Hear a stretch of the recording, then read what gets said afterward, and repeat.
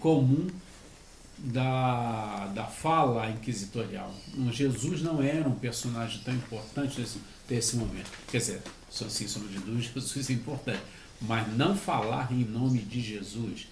O que a igreja está vendo potencialmente é alguém que está com outra leitura, como vai ser logo em diante o protestantismo.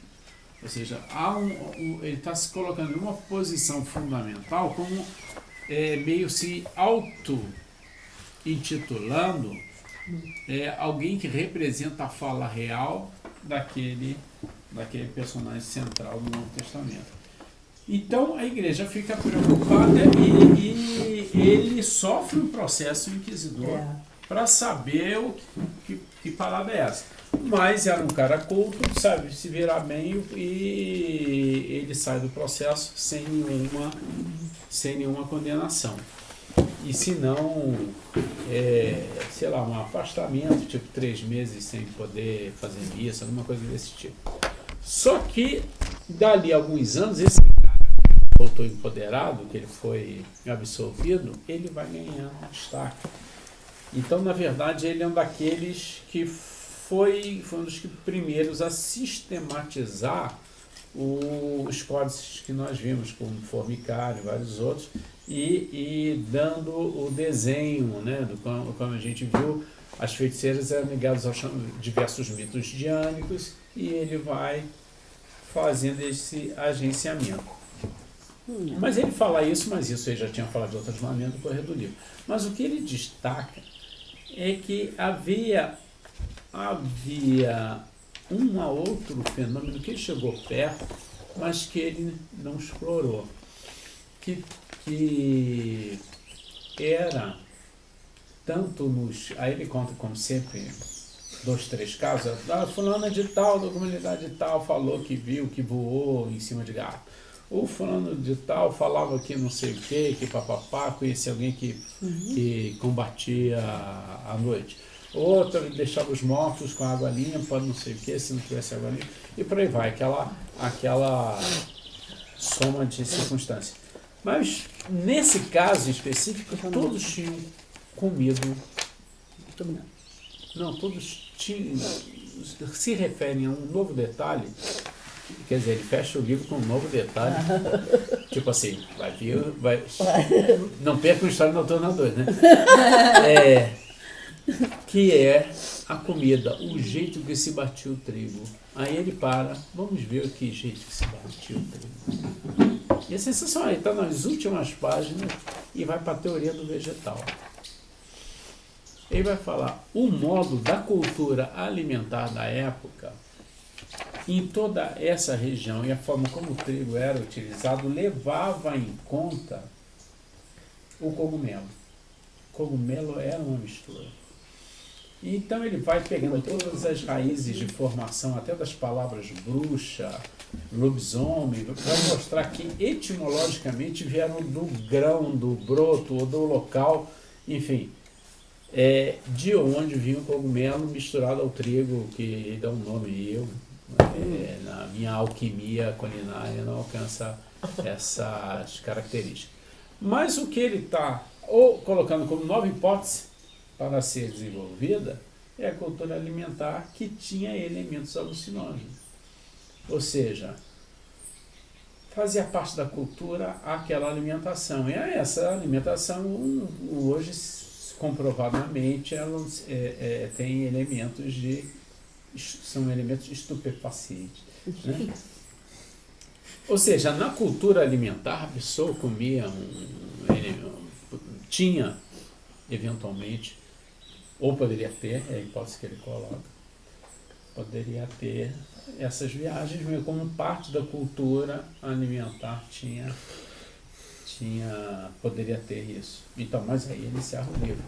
Aí, mais uma vez, com os fechos elegantes, né, dele, que comenta: o que eu estou procurando não é só contar os contos. E está procurando contar conto, porque no fundo você pode ler os livros dele como 1001 Noite, né? Tem 1000 histórias, né? História noturna, cada página tem um caso, uma mulher, um cara, um lobisomem, isso e aquilo. Eu não estou procurando apenas contar os contos, mas em contar a matriz para ler todos os contos. Né? É sensacional que é isso, exatamente como é que a gente, necessariamente para contar a história, tem que mergulhar nesse caldo cultural. Você me lembrou de uma coisa que eu esqueci de falar. A produção do conhecimento que ele faz, na verdade, o trabalho do Menor, olhando a história passada, com base na história oral, não é a criação de um conhecimento novo, mas é a produção de hipóteses. Então, se você tem hipóteses, você consegue construir hipóteses mais ou menos seguras sobre o passado, isso é um caminho enorme já a ser desenvolvido. Então, isso já é mais do que o suficiente. Isso pode ser aceito como uma dissertação de mestrado ou como uma tese de doutorado. Um trabalho que termine com uma produção de conjunto de hipóteses para entender o passado subalternizado ou enfim, né? Então isso é tarefa intelectual também, não é só chegar à grande conclusão, o grande resultado da pesquisa, o grande conhecimento. Às vezes a gente não chega no grande conhecimento, né? A gente pode não ter essa habilidade de chegar ao grande conhecimento, essa casualidade, o Marx acha que não existe gênio, é sempre a circunstância que se relaciona à natureza, à realidade com o pensamento, que produz esses caras assim, Einstein, não sei o que, né? Então, esses caras brotam em alguns momentos, em algumas conjunturas, eles estão antecipando o seu tempo, são mutantes. Eu chamo de mutantes todos os artistas, de modo geral. Todos os artistas antecipam o seu tempo, estão além do seu tempo, né? Estão desenhando pra gente agora, mas a gente deve ficar só estarrecido. Mas eles sofrem, morrem cedo, acabam antes, vão presos, não sei, enfim. Mas a gente fica estarrecido, porque eles têm um efeito, né, sobre o social, assim, enaltecedor. A outra coisa é que também ele observa, como é que quando ele pesquisa essa cultura, ele também pesquisa naquilo que é discordante, ele pesquisa em fontes que são fontes contrárias, por exemplo, os subalternos, ele vai estudar nas relações de poder lá, elementos que podem informar muita coisa sobre a cultura subalternizada, a opressão. Tenta dar uma aula pra gente, a Inquisição te ensina sobre como é que os camponeses pensavam. Ela até horrível, né? Há quem diga, como a Hannah Arendt diz, eu concordo com ela, que a diferença de Stalin e Hitler, os dois fizeram modelos totalitários de sociedade, a diferença deles dois é que o Hitler, por ser vaidoso, ele deixou muita coisa registrada. Então, de alguma maneira, ele teve muito mais importância para a humanidade do que o stalinismo, que, ao contrário, escondia tudo. Então, a gente não sabe quantos camponeses morreram pela mão do Exército Vermelho. Ninguém sabe, porque ele escondeu a estatística, ele não informa. Então, é horrível para o avanço da agência humana essa recusa de registro histórico. Então, tudo ser registrado é importante, a carta, tudo é válido, tudo tem peso histórico, tudo é importante. Aí ele conta vários exemplos de você estudar uma pessoa que fala o contrário, para você entender o que ela queria dizer. E eu me lembrei de um processo que a gente analisou no observatório. Quem está no observatório comigo é o Manuel, quem quiser saber mais detalhes, né? E o Wilson, o Wilson do Núcleo de Referência Agrária, eu sou do Observatório Fluviário Fluminense. Né? Então a gente já viu, uma vez a gente fez um filme sobre Marambaia, o quilombo de Marambaia, brigando com a Marinha. E a gente concluiu que, no laudo antropológico, para identificar o pessoal da Marinha como historicamente de origem africana ou quilombola e tal, foi um texto, um artigo escrito pelo Gilberto Chateaubriand, na revista O Cruzeiro, onde ele, de modo indignado, fala mal do seu melhor amigo na época, que era um barão, não sei quantas, cujo doou a terra, que era um mercado de engorda de escravo, para venda de escravo, que era Marambaia, que doou para o seu escravo mais antigo. E ele fica indignado, e como é que pode um nobre, um aristocrata, ele fala assim, com a mão nas cadeiras, um nobre aristocrata ter doado aquela terra? Ao falar isso, ele deu o atestado de que os caras eram quilombolas.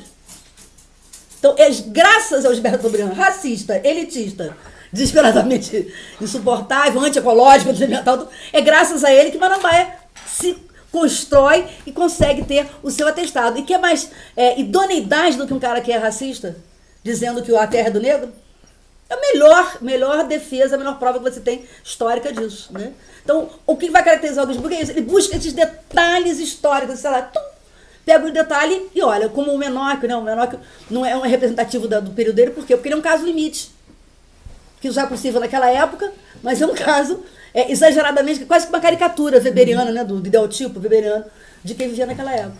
Como você me fez lembrar o primeiro caso de reconhecimento de casal homoafetivo no Brasil, e é também pelo inverso, indiciário, porque foi, nem me lembro quando, mas só me engano, nos anos 90, uma prefeita que Foi presa? não, ela era corrupta, ou, enfim, havia elementos que levariam a isso, e ela, ao mesmo tempo, tinha uma máquina que ela seria reeleita, quer dizer, ela já tinha sido reeleita, e ia colocar no lugar dela a companheira. Aí... Foi no Pará? Eu acho que foi no Pará. Sim, foi no Pará.